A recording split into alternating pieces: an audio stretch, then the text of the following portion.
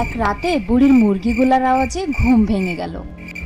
এই ধর ধর, আবার আমার মুরগি নিয়ে পালিয়ে গেল। ধূর্ত শিয়ালকে ধরতেই পারছি নে।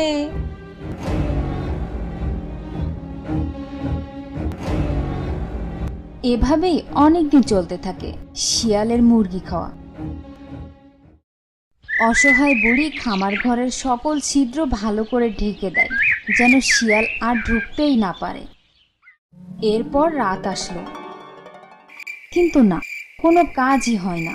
শিয়াল এভাবেই প্রতিদিনই মুরগি খেয়েই যাচ্ছে। একদিন বুড়ির মাথায় একটা বুদ্ধি এলো। এভাবে তো আর হয় না, আমাকে কিছু একটা বুদ্ধি বের করতেই হবে। এবার একটা শিয়াল ধরার ফাঁদ বানা